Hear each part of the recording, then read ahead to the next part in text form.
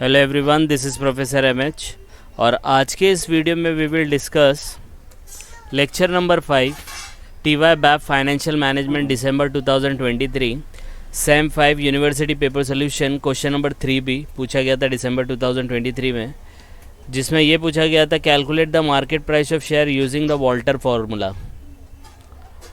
ये lecture number 5 है। Already 4 lecture upload हो चुके हैं दिसंबर 2023, लिंक डिस्क्रिप्शन में है। पुराने वाले वीडियो भी ऑलरेडी लिंक के अंदर आपको डिस्क्रिप्शन में मिल जाएंगे, वहाँ जाके आप पुराने वीडियो को भी रेफ़र कर सकते हो। यहाँ पे हम लोग देखेंगे कि कैसे वॉल्टर फार्मूला यूज़ करके हम लोग मार्केट प्राइस निकालेंगे शेयर का।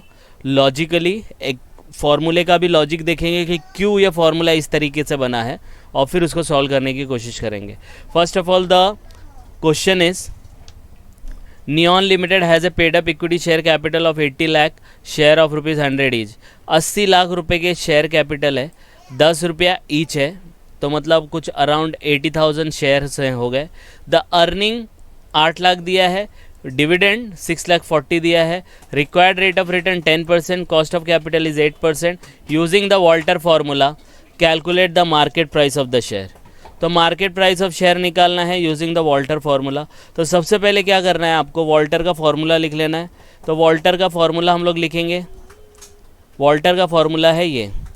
अब ये याद रखना है फार्मूला। अब बोलेंगे सर याद तो रहता नहीं है। यस, याद तो कुछ भी नहीं रहता है, लेकिन इसका लॉजिक देखेंगे तो समझ में आ जाएगा। एक बार लॉजिक समझ लेंगे तो थोड़ा याद रखने में आसानी होगी। अब देखो, पी स्टैंड्स फॉर क्या होता है, नीचे लिखा है P stands for market price, D stands for dividend, E stands for earning, R stands for return, K stand for cost of equity.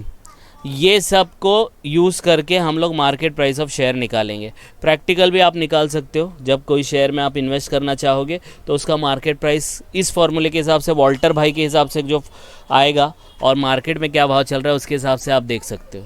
देखो फॉर्मूला कैसा है। तो वॉल्टर ने क्या बोला कि मार्केट प्राइस का जो शेयर है ना वो डिपेंड करता है उसकी इनकम पे, जो डिविडेंड मिला प्लस उसका जो कैपिटल एप्रिसिएशन मिला। देखो डेरिवेशन देख रहे हैं हम लोग, कैपिटल एप्रिसिएशन।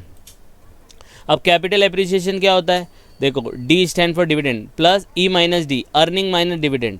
मतलब आपने जो अर्न किया, अर्न में से जो भी डिविडेंड आपको पे कर दिया, जो बचा हुआ है, दैट इज़ मतलब कैपिटल आपने इन्वेस्ट किया तो इतना अर्निंग आपको मिल सकता है। आपको मिलता नहीं, आपको मिलता कितना है, सिर्फ डिविडेंड के तौर पे जो मिलता है। लेकिन ये जो अर्निंग में से डिविडेंड आपने माइनस किया, एग्जांपल के तौर पे समझाता हूँ। कंपनी है, कंपनी ने अर्न किया 100 रुपये, ठीक है, तो ये इसकी अर्निंग हो गई, बराबर है, ये हो गया।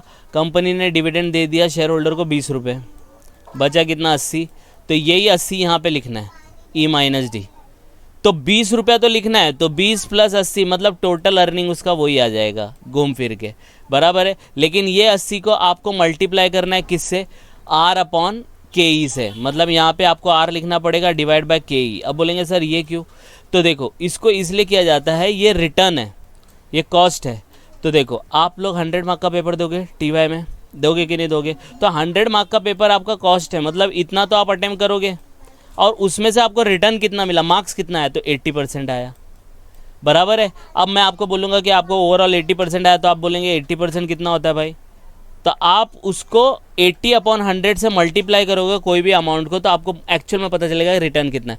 तो ये 80 को आपको आर अपॉन के ई करना है, तो इसलिए रिटर्न अपॉन कॉस्ट लिया है। ये के ई अपॉन आर भी हो सकता था, लेकिन नहीं, रिटर्न अपॉन जितना आपको मिला रिटर्न वो दिया है ऑलरेडी, और जितना आपका कॉस्ट है, जितना लगता है, यही होता है ना, मार्केट में भी यही होता है, आप लगाते कितना हो और आपको रिटर्न कितना मिला। तो ये जो आपको 80 रुपया मिला ना, ई माइनस डी, इसको मल्टीप्लाई करना है रिटर्न अपॉन के ई से।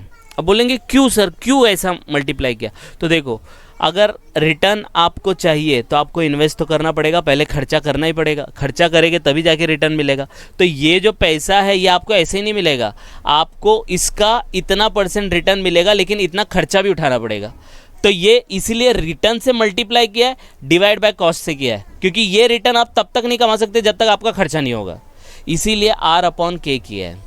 तो पहले डिविडेंड लेने का और फिर इस फ्रैक्शन को सॉल्व करने का E minus D into R upon K E, और फिर ये होल को डिवाइड कर देने का के ई। अब ये पूरे को कमाने के लिए पूरा जो खर्चा है वापस के ई से डिवाइड कर देने का, क्योंकि इतना पार्ट तो के ई से डिवाइड हो चुका है, लेकिन ये भी डिवाइड होना है, तो इसको ओवरऑल के ई से फिर से डिवाइड कर देने का। आपको लगेगा कि ये 2 बार हुआ है, ये 2 बार नहीं हुआ है, ये ओवरऑल के ई से हम लोग डिवाइड करते हैं, क्योंकि इतना अपना तो खर्चा जाएगा इसको अर्न करने के लिए। तो इसलिए ये इससे डिवाइड करने के बाद जो भी फॉर्मूला आएगा, जो भी प्राइस आएगा, that is the market price of the share. अब देखो अपने पास क्या इन्फॉर्मेशन दिया है, मार्केट प्राइस तो निकालना है, डिविडेंड है क्या, तो डिविडेंड देखो कंपनी ने पे किया है 6,40,000। तो देखो नीचे आ जाएगा dividend per share 6,40,000 divide by 80। 80,000 कैसे आया, 80 लाख का शेयर था, 100 रुपये का एक था, तो डिवाइड करेंगे तो कितना हो जाएगा 80,000। तो 80,000 से डिवाइड करेंगे 8 रुपये। फिर दूसरा देखो अर्निंग है, ई निकालना है ना, ई बोला है ना, तो ई कैसे आएगा, अर्निंग कितना दिया है, तो अर्निंग दिया है 8 लाख, तो 8 लाख से डिवाइड कर दो, तो 8 लाख को 80 से डिवाइड किया 10 आ जाएगा। तो ये देखो ये भी निकल गया। आर दिया अपने पास, required rate of return is 10% and cost of capital is 8%, तो 8 और ये। अब इन्हीं सबको फॉर्मूले में रखो और निकाल लो। तो हम लोग लिखेंगे सोल्यूशन, फॉर्मूला लिखा, अब लिखेंगे डी कितना है 8 रुपया, तो देखो 8 लिख दिया। ई कितना है 10 है, तो 10 माइनस 8 इंटू आर कितना है 10%, तो 10/8 और divide by whole divide by 8%। अब इसको सॉल्व करेंगे थोड़ा थोड़ा तो ये आएगा। अब देखो ये परसेंटेज है तो इसको ईजी कर दिया, तो 8, फिर ये पूरा फ्रैक्शन आएगा, 10 में से 8 गया तो 2 इंटू 10% को 0.10 लेने का, क्योंकि 10% का मतलब होता है 10/100। तो आप डिवाइड करेंगे तो 0.10 आएगा, यही लिखा है। 8 को डिवाइड करेंगे 100 से तो आपको मिलेगा 0.08, तो ये हो गया, और डिवाइड बाय 0.08। इसको और सॉल्व करेंगे तो आपको मिलेगा कुछ इस तरीके से। 2 को ये 0.10 को डिवाइड करो 0.08 से तो आएगा 1.25, ये वाला फ्रैक्शन है बोर्ड मास के रूल के हिसाब से। और सॉल्व करेंगे तो आ जाएगा कुछ इस तरीके से। 2 को 1.2 से मल्टीप्लाई करेंगे तो 2.5 डिवाइड बाय 0.08, फिर और डिवाइड करेंगे तो आ जाएगा ये 8 + 2.5 तो 10.5 डिवाइड बाय 0.08, और डिवाइड करेंगे 10.5 को 0.08 से तो आएगा 131.25। तो आपका जो मार्केट प्राइस होगा 131.25 आएगा। ये 1.35 को मार्केट में देखने का कि उस कंपनी का शेयर अगर 131 से कम है